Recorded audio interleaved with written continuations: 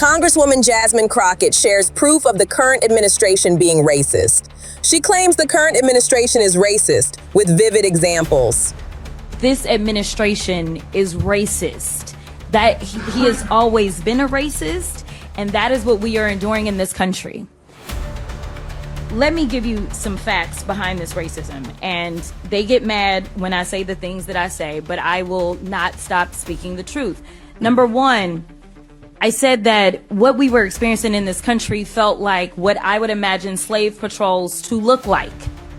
And frankly, anybody that knows anything about slave patrols, this is exactly what it was like. We're talking about lawless people that are going around with no warrants or anything, and it's all about rounding people up and disappearing them. That is what's currently taking place. And interestingly enough, even though modern day policing was born out of slave patrols, when I was speaking with one of my friends who is a federal law enforcement officer, he told me that one of the things that he has observed is that the culture is created at the top. And when I think about it, it absolutely makes sense. If you have somebody at the top that will not tolerate the types of things that we're seeing, then maybe those under you won't do it. But we know that we have a racist at the top. He has called himself the head law enforcement agent in this country, and therefore everybody has decided that it is okay to take off their hoods and mask up as ICE agents. Now, we've talked about how they have hidden themselves, but again, it reminds me of the Klan. That is why I proposed the Clear ID Act, to make them identify themselves, because it is dangerous for law enforcement as well as individuals, because you don't know, especially with ICE going around and doing the things that thugs do. They're busting out windows, they're breaking into homes, they're breaking people's arms. This doesn't sound like law enforcement, it sounds like thuggery to me. But just like you can have somebody at the top that sets the tone for ugliness going down, you guys are blessed, because in the city of Chicago, you have a mayor. You have a mayor that has decided that he will not back down, he will not bend to this administration, and instead he will stand up for the people. You have a man of valor that is going up against a villain, and I think that we have to make sure, especially while we're in his city, that we recognize his leadership, because it is invaluable. Now, some people think that this is all about Chicago, but I want people to understand that this cancer is infecting us everywhere, and if you don't think that it can come to your city, well, I've got news for you.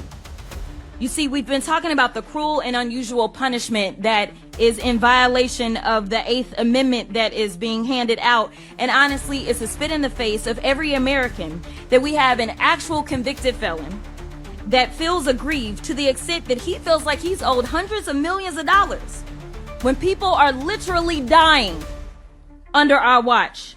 Recently, I just sent a letter, it looks like on October 22nd, to Kristi Noem.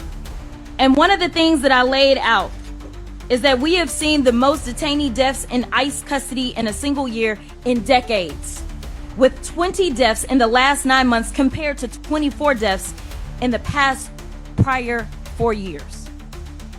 Now, this week, we learned that an individual who went to the Dallas ICE field office for a routine visit, meaning that they were doing things the quote-unquote right way, they were detained. They knew that this individual had diabetes and required insulin every 2 hours. Despite ICE having been told this, the individual was denied access to their medication for 8 days, resulting in hospitalization. There are some that say that we are making America great. But to me, it doesn't feel like greatness, it feels like grossness. And in fact, I want to ask a few questions, and it doesn't matter who answers them. Is it great or gross to go into people's houses and drag them out in the middle of the night? Gross. Gross. Is it great or gross to make people afraid to do something as simple as go to school? Gross. Is it great or gross to make hard-working people say, I am too scared to show up to my job? Gross. Don't forget to comment and subscribe to our YouTube channel for all the latest diaspora news updates. This is Diaspora News Guide. Follow us on Facebook, Instagram, and LinkedIn for more authentic updates and perspectives that matter to our global community.